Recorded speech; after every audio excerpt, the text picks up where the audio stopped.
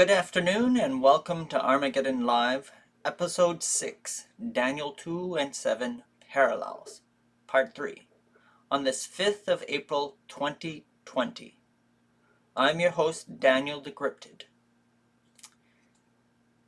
I know it's not normal for me to be broadcasting or doing a live stream at this time. Usually it's 8 o'clock at night or later, but I wanted to see if I can try and get 2 live streams out today. Anyway, we'll see how it goes. So I guess let's just jump into the study. So I need to get myself out of the way. And take Armageddon out of the way. Oh yes, you should understand Armageddon a bit better after this too. I'll have to remember to say something about that at the end. Alright, so let's jump into the study. You will recall, of course, the parallel structure of Daniel 2 and 7. I mean, this is the third part of this now. But yeah, we covered everything, most things, during the first part. Then maybe I should get out my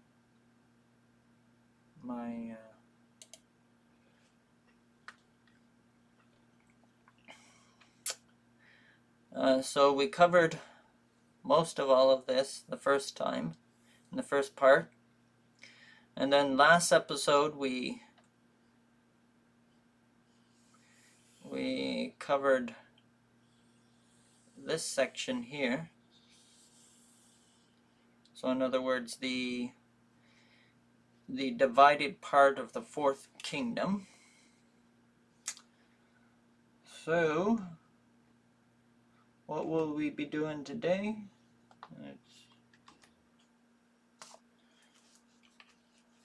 Well, there's basically only one part that we haven't touched yet. And that's what we'll be doing today.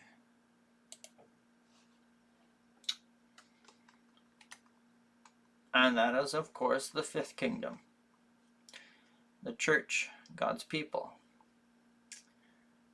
I mean, we've touched it. We've shown that it's God's people. We've shown that it's God's church.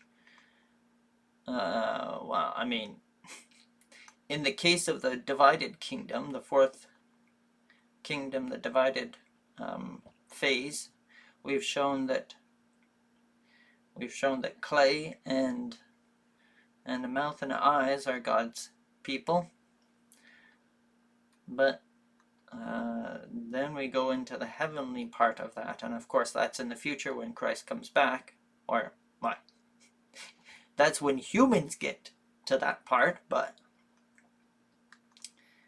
well, okay, let's just jump into this before I start saying things that I regret saying, because I can't say anything. Anyway, let's jump into it. Alright, so Daniel 2 and 7. So Daniel 7, when it comes to the fifth kingdom, it starts out by saying, "Thrones were set up, and the Ancient of Days did sit. The judgment was set, the books were opened." This is chapter 7, verses 9 and 10.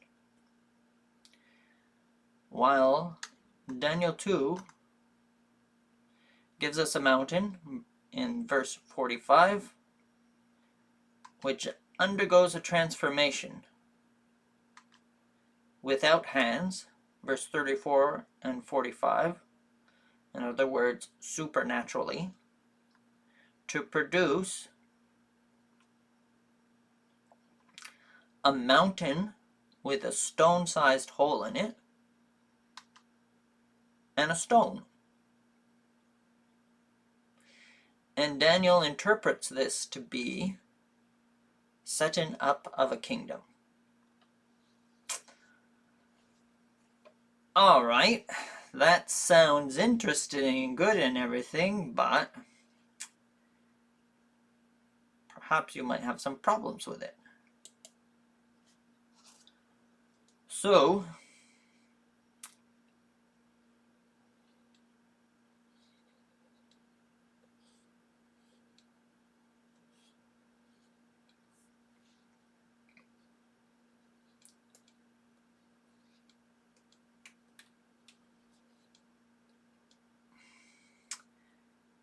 how do we know that these two events are the same?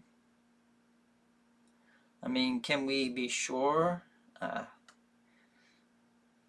How do we know? Well, it's interesting to notice that in Daniel 7, we're told, I think we'll write properly, we're told that this is a judgment, right? If we look in Daniel 2,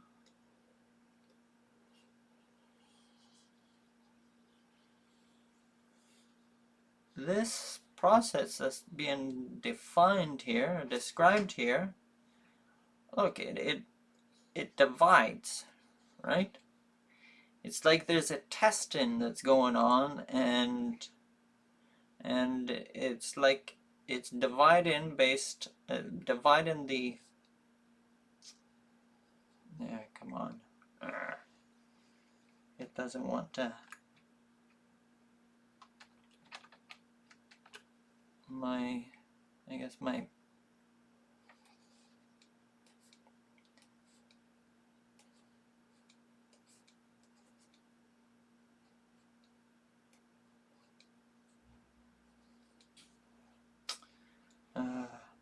all right.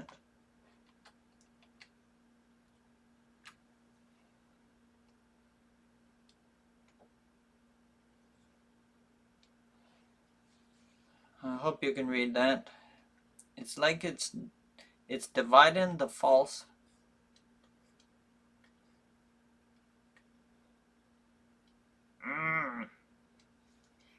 Alright, gotta try and use my mouse.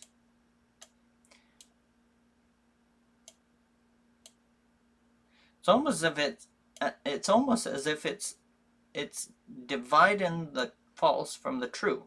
I mean, this is just speculation. I don't know what's being divided here, but certainly there's a division or a dividing process that's going on, because we're left with, well, originally we had one mountain, now we have a mountain that has a hole of that in it, and there's a stone that's been separated out of that mountain.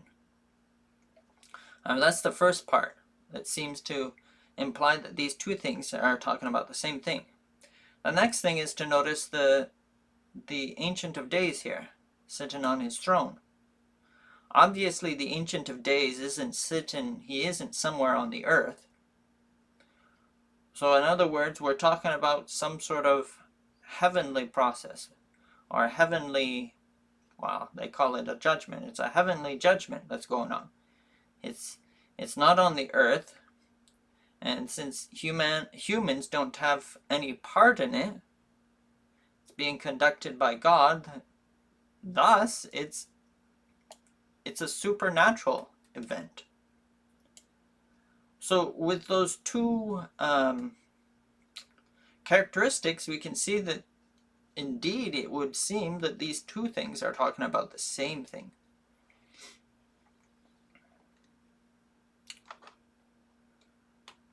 So,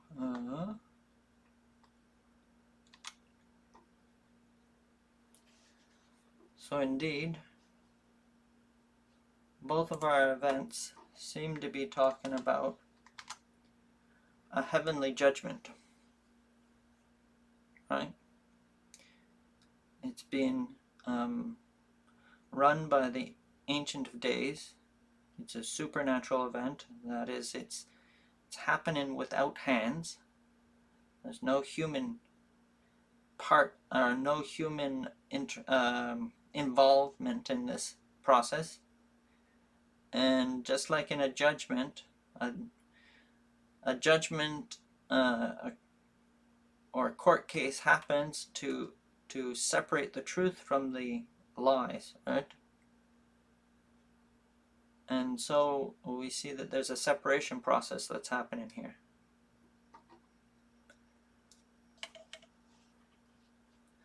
But again, you know what, we can still wonder.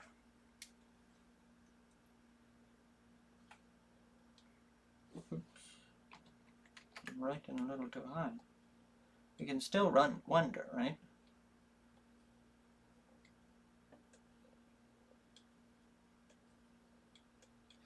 Are these things really the same or not?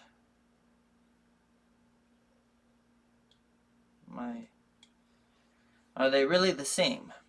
Well,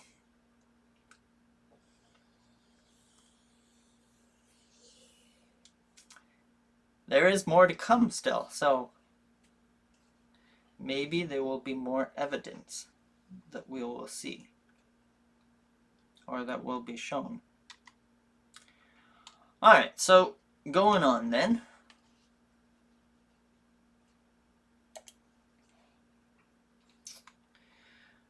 Daniel 7 goes on with, "One like the Son of Man came with the clouds of heaven, and came to the Ancient of Days, and they brought him near before him, and there was given him dominion and glory and a kingdom." Verses 13 and 14. Well, notice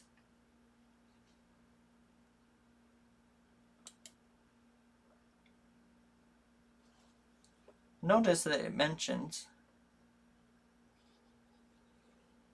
a kingdom, right? And of course, we know that this is a judgment that's happening. So our heavenly judgment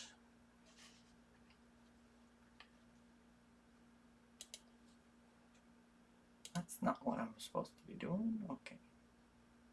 Our heavenly judgment, it produces a kingdom.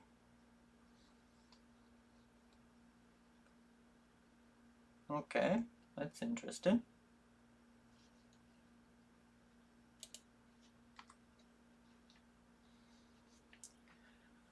But,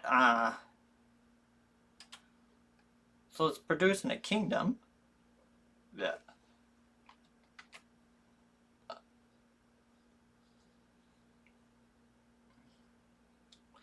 But isn't that what Daniel 2 told us to? Right? Daniel interpreted this cutting up of the mountain as setting up a kingdom. So once again, we have a third characteristic, or third characteristic upon which the two visions agree. Not only is there some sort of judgment or dividing, separating of things that's happening, not only is it a supernatural event, something that's involves the Ancient of Days, God, and is without hands, has no human involvement, but it also, in both cases, is producing a kingdom. So this very much looks like the same thing, the same process, or the same activity that's happening in both cases, in Daniel 2 and Daniel 7. It's just using different symbols. Alright, so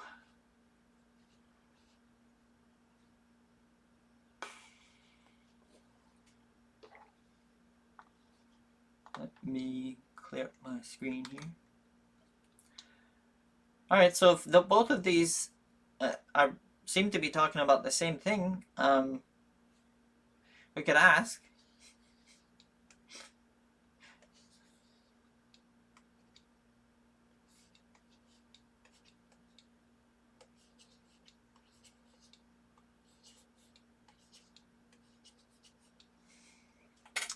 where's the kingdom symbolized in Daniel 2?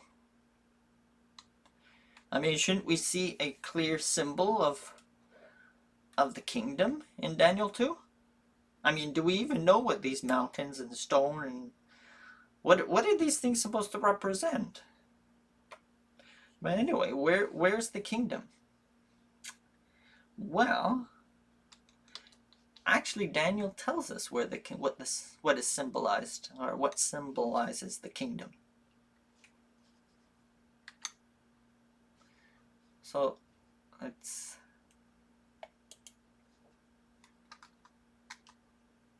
the stone. That's what God's kingdom is. And how do we know that? Because Daniel, as I said, Daniel tells us. So, verse 44. And in the days of these kings shall the God of heaven set up a kingdom which shall never be destroyed. And the kingdom shall not be left to other people, but it shall break in pieces and consume all these kingdoms. Okay, so the kingdom breaks in pieces and consumes all of these kingdoms. What were the kingdoms that were in Daniel 2? It's the metals, wasn't it? The metals, each of the metals represented a kingdom. So whatever symbolizes God's kingdom in Daniel 2 is smashing the metals. It's smashing the other kingdoms. Well, we read on, and we are told what it is. For as much as thou sawest that the stone was cut out of the mountain without hands, and that it brake in pieces the iron, the brass, the clay, the silver, and the gold. So there we have it. I mean, we're told specifically that the stone represents God's kingdom. Okay, so we understand that a bit more. So let's just review what because this is the end of both visions. We have the heavenly judgment scene, and then we have the Son of Man who comes to get his kingdom in Daniel 7. And in Daniel 2, we just have the mountain that's cut up to make a stone, and that's it. So let's review. So in Daniel 7, we had a judgment, and that it's a heavenly judgment, and that heavenly judgment, it produces a kingdom. Now, what about Daniel 2? What can we extract from Daniel 2 now? Well, the mountain, the original mountain, is God's professed church or kingdom. And it undergoes a heavenly judgment. That's why we have this process of dividing. God is dividing the liars, the actors, the false people from the true, the genuine. And what we end up with is this little stone, which is God's true church, his true kingdom. And if you look at Daniel 2, the vision never talks about the mountain again. It's like it's lost. It's completely gone, which makes sense, because those who are just fake Christians, they're destroyed, and that's the end of it. Okay.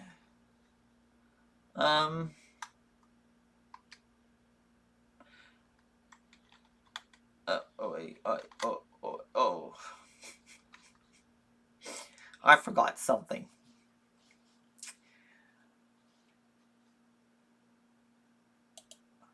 Of course, I've given it away to you now, but so the stone represents the true kingdom, God's true church. But Daniel 7 mentions this guy down here, the Son of Man.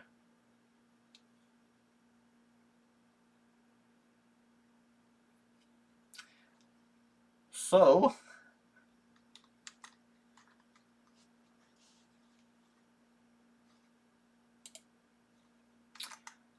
obviously the stone is not just the church. It's the church, or the true church, the true kingdom, headed by the Son of Man, right? Their king and the ruler. Alright, so but other than that, that's the vision. That's how we can tell that these two things, these two visions are talking about the same things. They're talking about the final judgment that separates God's true people from the professed. Alright. And of course we're told in Daniel 2 that this little stone becomes a great mountain that fills the whole earth. Of course, this happens after the destruction of the statue, so it's not something that happens naturally on this earth. There's some destruction that happens first. Then God's kingdom fills the entire earth. So anyone who believes that we're in the millennium or whatever, and that the earth is just going to get better and better and better, and everybody's going to turn to God, Daniel doesn't agree with that, because Daniel says there's a huge destruction before that can happen, and that destruction hasn't happened yet. All right. So what's our conclusion then? The judgment is part of both Daniel chapters 2 and 7. In other words, the judgment is something very important to God. So important that he made sure he mentioned it in both of these visions. That it's something he doesn't want us to forget or think is unimportant. Alright, but there's more than what we've shown here. There's more. Not only is the judgment represented in both visions, but there's actually 3 phases to this judgment. So the destruction of the statue and the beast happen in 3 phases. So we're going to see that now. So if we look at Daniel 2, we read, "A stone which smote the image upon his feet that were of iron and clay, and brake them to pieces." Verse 34. So that's the first destruction you read about in Daniel 2. Stone comes along and hits the feet. Does that have a parallel in Daniel 7? Of course. I can't read it because I'm in the way. "The nondescript beast was slain, and his body destroyed and given to the burning flame." Okay. That's Daniel 7, verse 11. By the way, you probably, if you can, it's probably best if you can follow along in your Bible. That way you can, well, if I make a mistake or something, you can tell me. You can leave a comment to say something about that, or if you're following along and something doesn't seem to make sense, then you can leave me a comment about that. Ask me any questions that might come to mind. But I'm hoping that the way I've been doing these studies so far, that all of this is very logical. It makes good sense. It's reasonable. Anyway, let's go on. So yes, we have these 2 parallel events. This is actually talking about the present kingdom is destroyed. In other words, the present world. How do we know that? Well, it mentions the feet. We know the feet are in the 4th. Yes. It mentions the feet, and it mentions the nondescript beast, and we know that both of those are in the 4th kingdom, which is the last earthly kingdom. The next kingdom to follow is a heavenly kingdom. So we're not there yet, though. So we're still in the 4th. Alright. Now Daniel 2 continues, though. We read, "Then was the iron, the clay, the brass, the silver, and the gold broken to pieces together." Verse 35. Now this has a parallel in Daniel 7. The 3 beasts. Oh. I guess I wasn't supposed to use that. Oh well. The 3 beasts are destroyed. in the burning flame, just like the fourth beast is. And this, of course, represents that all kingdoms are destroyed. Not only the present kingdom, but all kingdoms. Now, it should be noted that this is implied. I mean, the text in Daniel 7 doesn't explicitly say this. So how do we know that it happens? How is it implied? Because we read earlier on, or we read in the actual text, as concerning the rest of the beasts, right? So when the fourth beast is destroyed, this is the text that follows. As concerning the rest of the beasts, they had their dominion taken away, yet their lives were prolonged for a season and time. So they lost their dominion, their kingdoms, their rulership. They lost it, but they continued still. Their lives were prolonged for a season and time. Verses 12. That would imply then that at some point they ceased to exist. If they were prolonged for a season and time, then it must be at some point they died. Otherwise it would say they kept on living, but it doesn't say that. It says they only live for a short time. All right. What can we gather from this?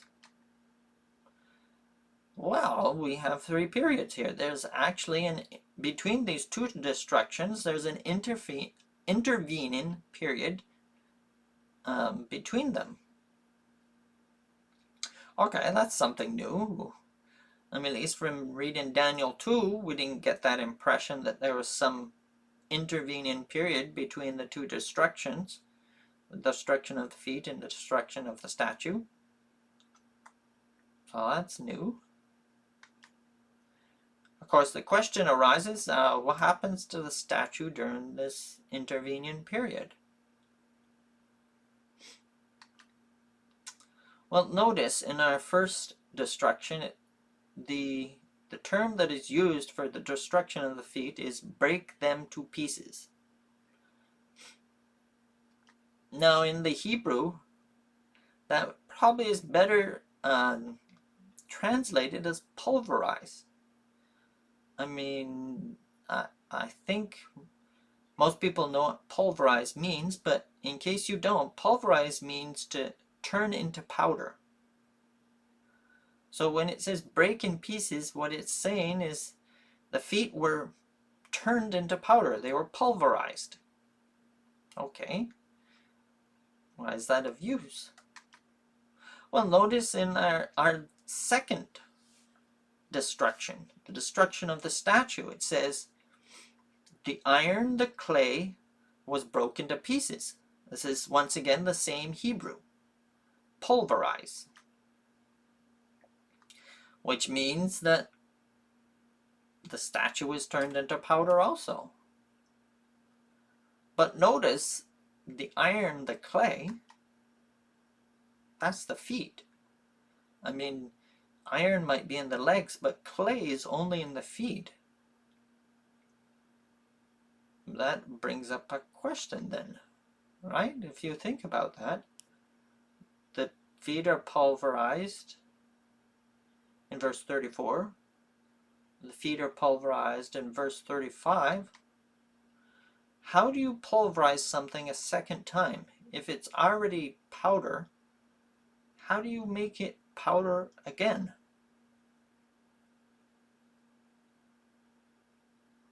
I'm hoping that this is causing you to think a lot, because it should be.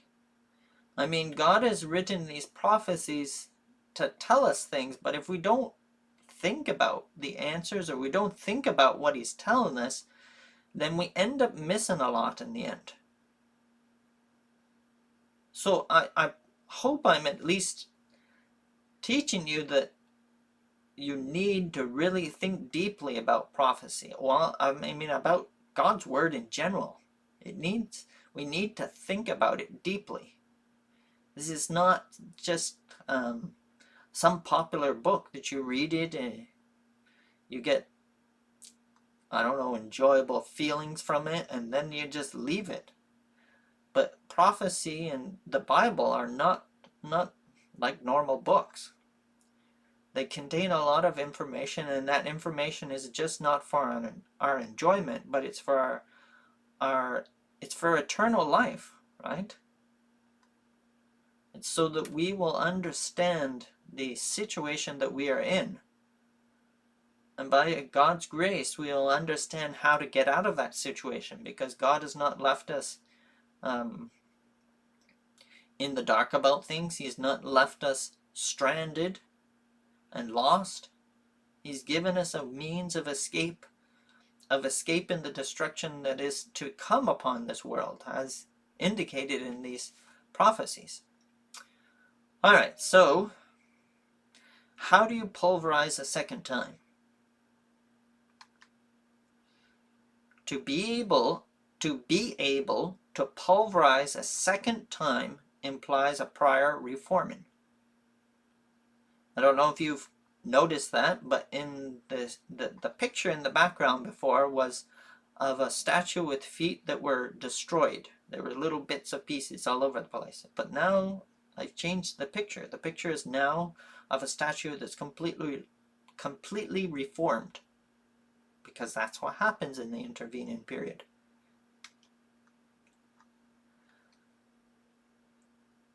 I guess just think about that a little more.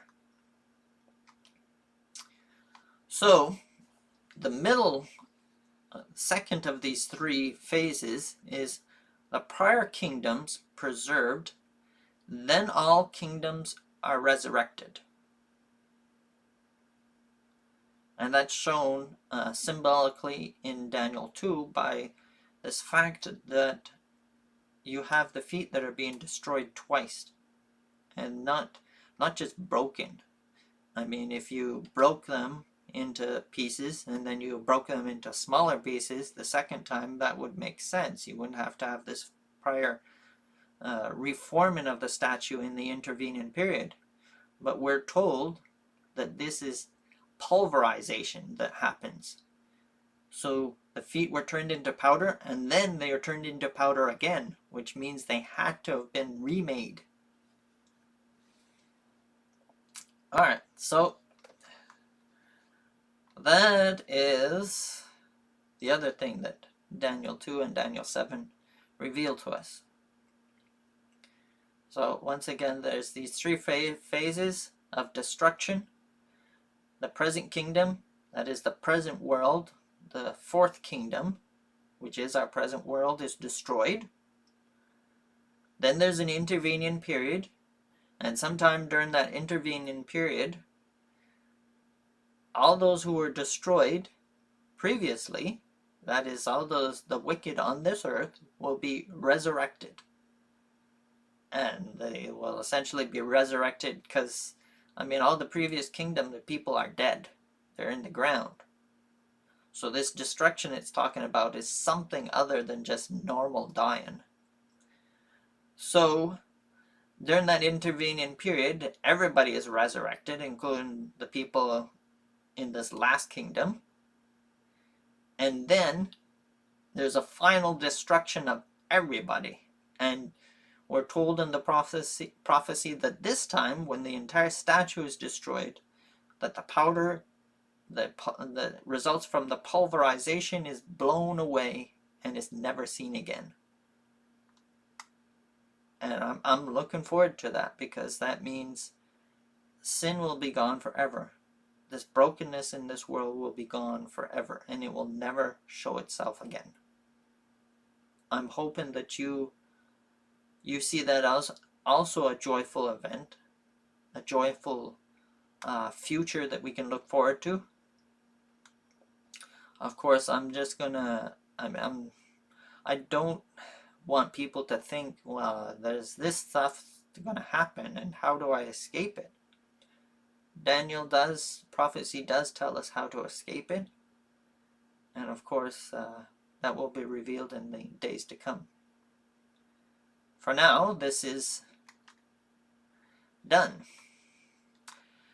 Now, this is just a bit of a teaser, because we actually haven't covered I haven't touched on Revelation at all, but Daniel 2 and 7, the three phases that we just saw that revealed in the prophecies, the three phases of destruction of the statue and beasts are in Revelation.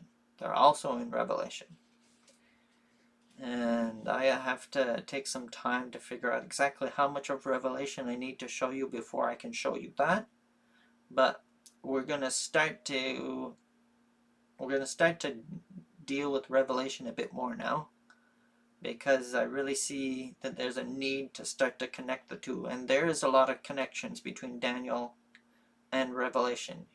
You'll see that they are a unit, that if you have one and you don't have the other, then you miss a lot.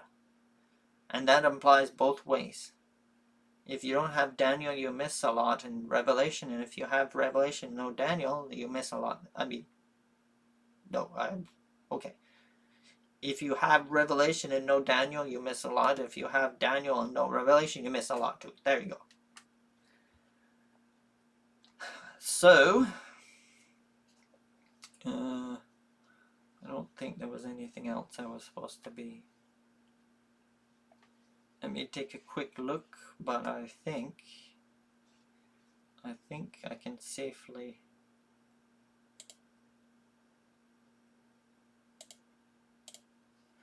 I think I can safely come back. So I am hoping that this was a blessing for you. I'm hoping it made a lot of sense. Once again, if there was something that didn't make any sense, I would ask you to leave comments, to just tell me what doesn't make any sense. That way in the future I can make these presentations even better. But as I said, I hope this was a blessing. I hope it makes logical sense, that it's reasonable. Because come, let us reason together, saith the Lord. That's all that God wants, is us to reason things through. To use His word as the basis for all of our reasoning. And, just to extract all the things that He's put in there, because He loves us and He doesn't want us to be lost. God truly is about to come. I can't say that. I can't emphasize that enough. But He is about to come.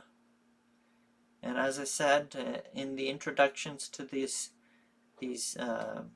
live streams, that all of those current events, each and every one of those current events that I presented in the introduction, we will go through them eventually. But we need a foundation in the books of Daniel and Revelation. We need to see we need to have those symbols defined. We need to see the structure. We need to see at least the equivalent of what we've just seen in Daniel. We need to have that shown in Revelation. So there's some history that we need to see first. Anyway, as I said, I'm hoping I can do a second stream today, and that will be around 8 o'clock tonight. But for now, I wish you a blessed rest of the day, and God bless, and I'll hope and pray to see you later.